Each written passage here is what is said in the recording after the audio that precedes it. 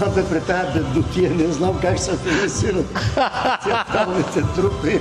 Ами, освен да се вземем по една шапка и да излезем на улицата, мисля, ще вземем повече пари. Радо! Може ли малко да намалите музиката? Намали малко това. Само малко, за секунда.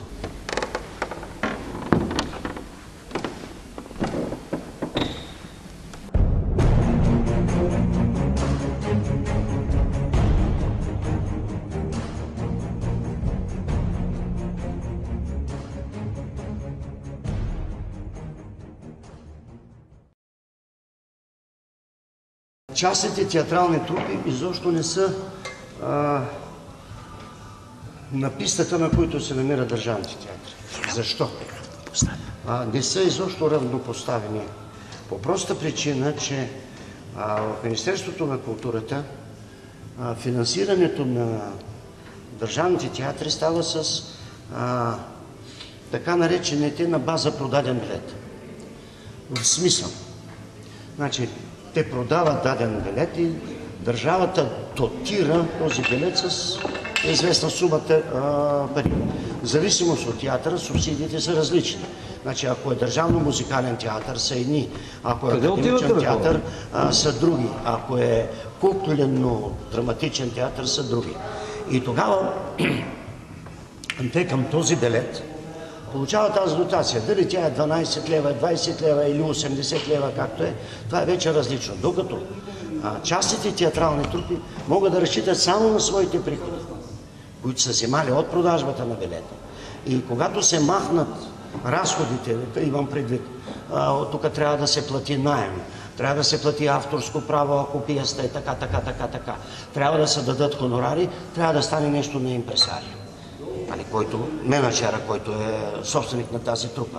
Но той трябва и да задели някакви пари, за да може по един или по друг начин да финансира собствената си трупа. Самото начало трябва да се изгради структура. Някаква структура, която по един или по друг начин средствата да остават в самия театър. Защото закона е взимат от Унгария. Но ако те са взимали само за държавните театри. Но ако бяха взимали и за частните театри, това е раздел. Тогава нещата ще да бъдат съвсем по друг начин. Да, пак ще бъдат частните театри по-зле. Но така или иначе сега е съвсем. Добре, тогава се задава въпроса. Защо са направили реформа? Защо? Дали защото трябва да се изгонят определен брой количество актьори? Тоест, може би беше и идеята и театрите да станат като бинго зали, така както театър движение искаха да го направят за бинго зали. Общините успяха да се запазят своите сгради, не можаха да ги бастисат. Значи има нещо. Защото иначе, ако беше, тогава трябваше да направят всички театри частни, всички да бъдем на едно ниво и тогава, който живее. Театър е днес сега. Не оживее, значи лоша продукция правим, лоша театрална политика. Тоест вината ще бъде в нас, няма да обвиняваме някого. Равнопоставеността на едното и другото е важно.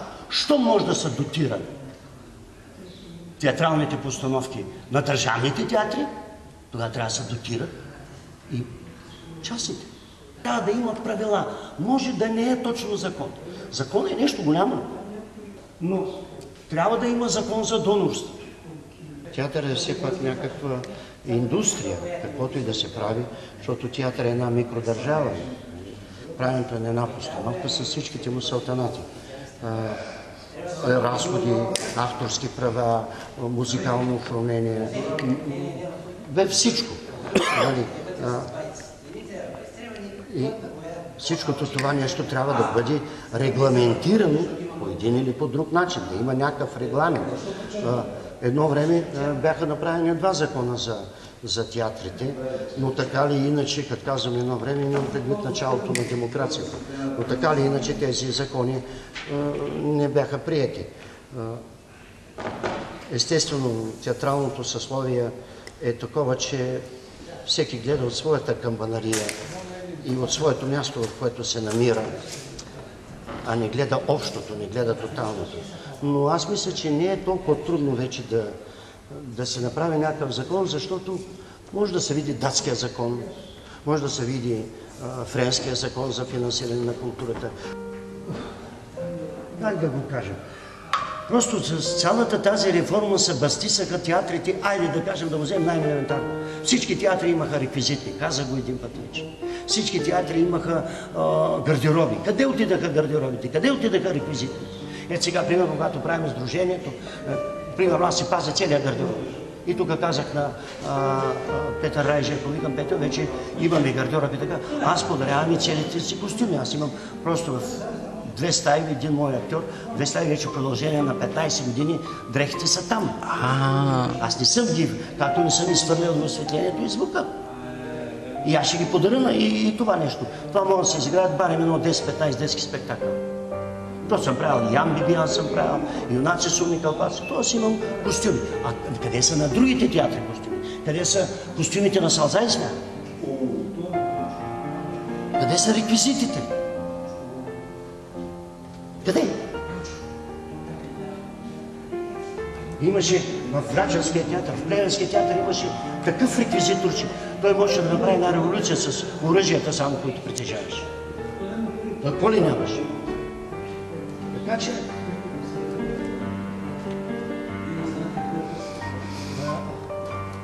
Тези неща трябва да се съхраняват. Това, дето го казах, пак ще го повторя. Ние, ако можем да направим, ние ще вземем един голям склад. Този склад ще бъде за всички. Свърши на дадения човек постановката, нали, дрехите остават, даваме ги на Химическо изцеление, правим един гардероб и постепенно. И след това тези дрехи се дават под наем. Но на частните трупи се дават. Така както в киноцентър. Колко му? Как мога аз самичък да мога вече, не знам сколко, 15 години да плащам за 2 склада и да се запазя техниката с една пенсия? Мога, значи, сам човек да го направи. Въпросът е дали искаш. И ето, оказа се, че трябва да го направя. Явно Господ е така решил.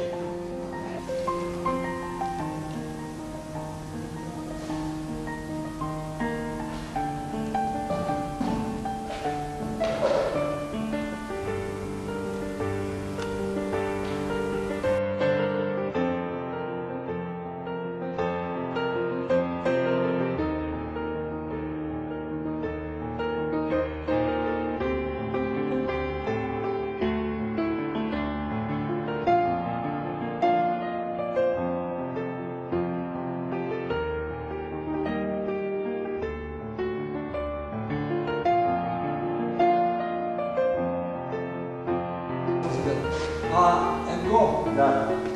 Дърпаш след малко. Не ти ли трябва? Да.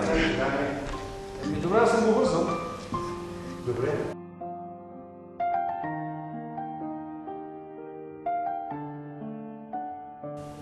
От тук нататъка ние обещаваме, че на 15 септември ние отново ще отвориме този театър.